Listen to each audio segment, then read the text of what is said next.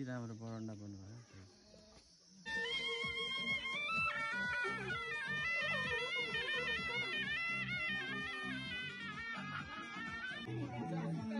सरुवा बन्दैछ। मैले सरुवा निकाल्दै त्यो जन्तीको लागि बिहेको लागि सरुवा।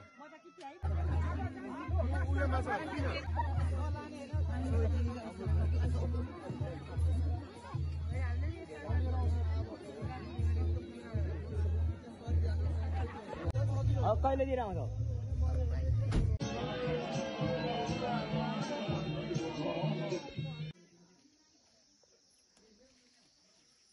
यति राम्रो बरन्डा बन्नुभयो।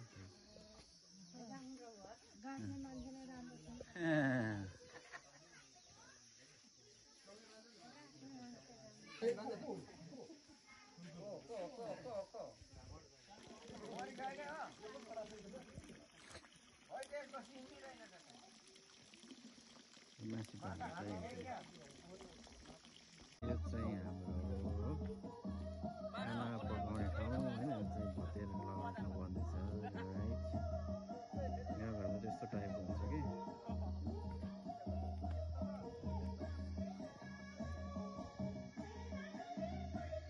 भन्नुभयो एउटा किनभने खानासाना खाने ठाउँ हुन्छ।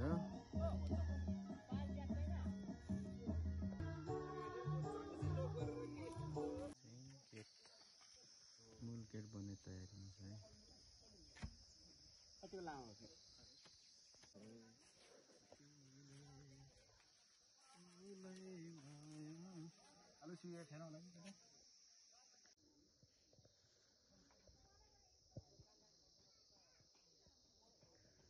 यो तोरणको तयारी हुँदैछ।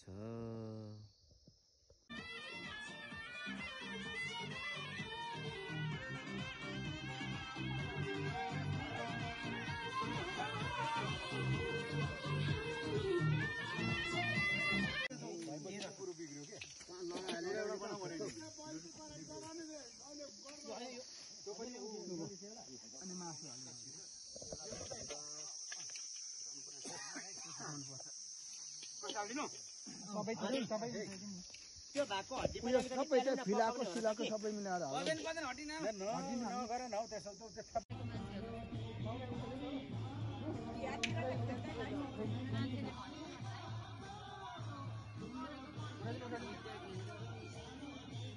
बिहेमा खासै नखेल्दा राम्रो है।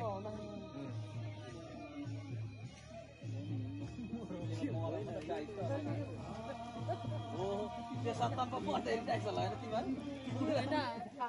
हो ए 5 रुपियाँ बढ भन्दैन सुरु त दर्तर खुट्टा उचाली उचाली।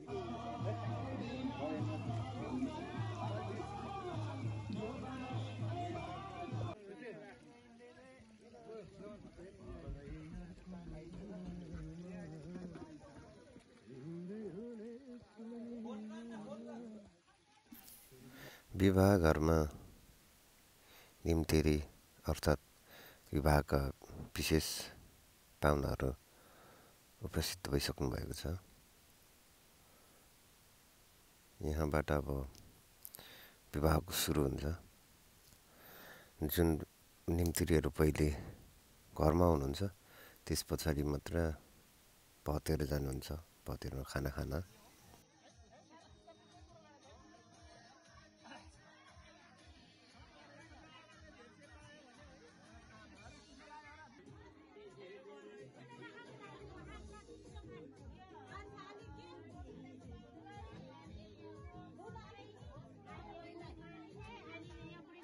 को कान्छा चाहिँ आउनुहुन्न?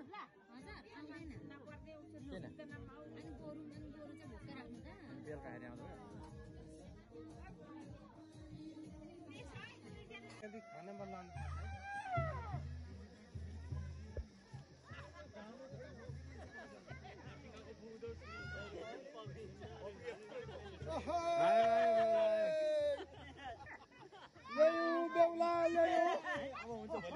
के यस्तै छ कि भनेर हो कि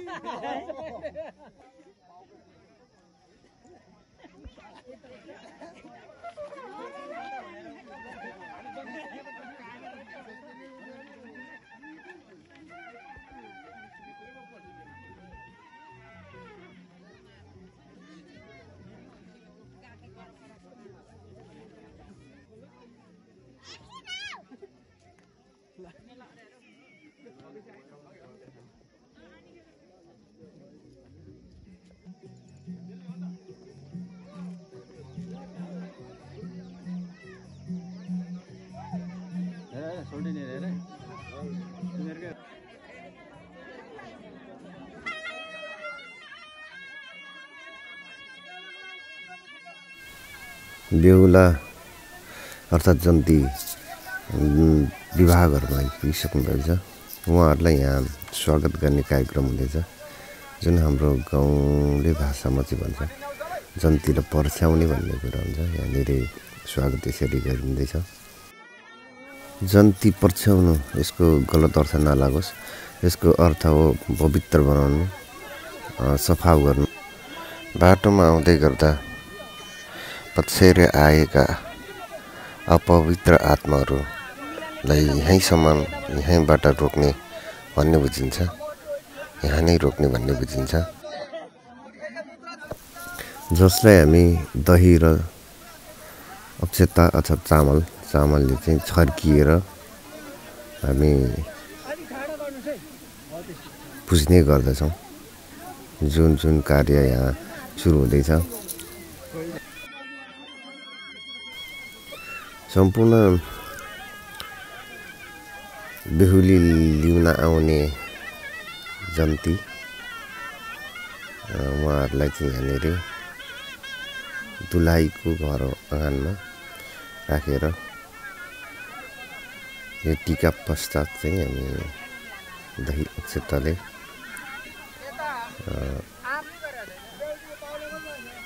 छर्किएर पवित्र बनाइन्छ। त्यसपछि उहाँहरूलाई स्वागत गर्ने कार्यक्रमहरू हुन्छ। स्वागत अनि फुलमाला इत्यादि कुराहरूले स्वागत गरिनेछ। त्यस पछाडि चाहिँ हामी खानको लागि पतिरमा लगिनेछ।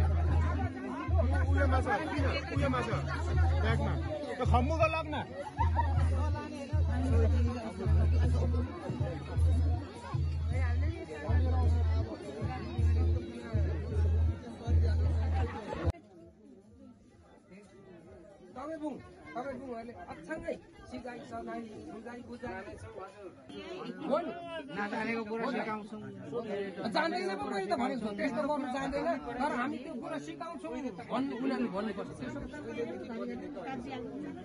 होइन भन्नुपर्छ कि अनि अनि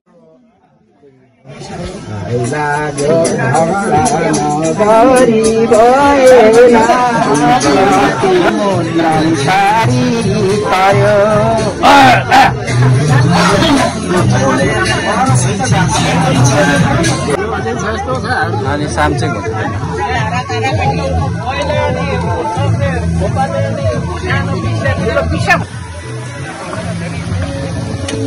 भाइले यहाँ पुरै यो बसमिट हो। डाइनोसरको मासु पकाउँदैछ माइला भाइले।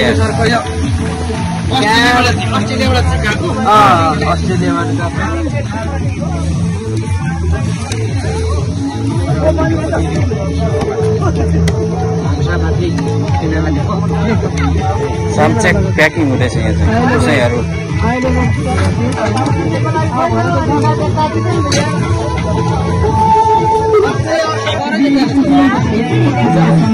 सरुवा बन्दैछ, मैले सरुवा निकाल्दै जन्तीको लागि बिहेको लागि सरुवा। फुपूले पुरै खसीको मासु पकाउँछ। यता हेर्नु नि, पछि आमालाई देखाउनु पर्यो नि।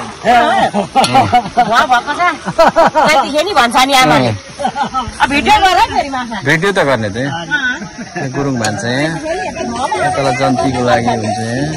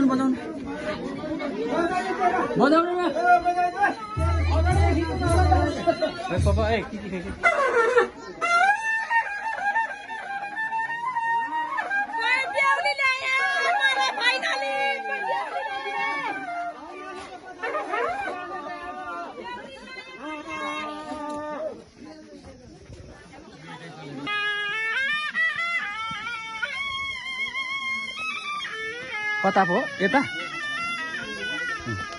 हिजो कता भयो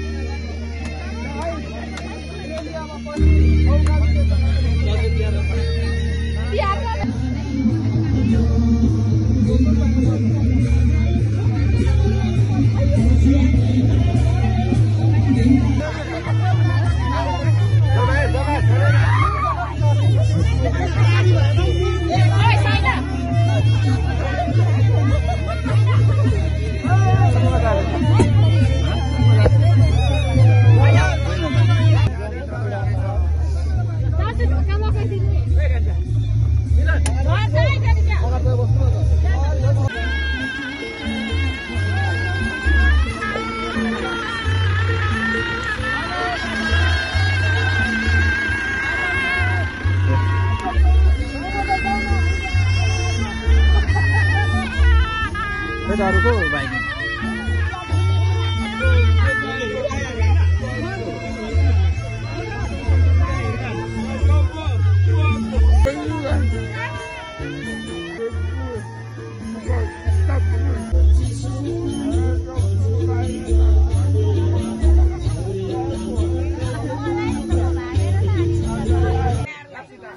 निमन्त्रित पाहुनाहरूलाई खाना बनाएर सहयोग गरिदिनु हुने सम्पूर्ण भान्सेहरूलाई हाम्रोमा चाहिँ यसरी अन्तिममा मनाउने चलन छ।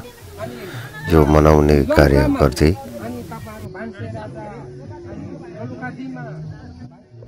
सम्पूर्ण काम सुसम्पन्न भइसके पश्चात हामी अन्तिममा चाहिँ यसरी समूह नृत्य गरेर अन्तिम घरबाट बिदा हुन्छौँ।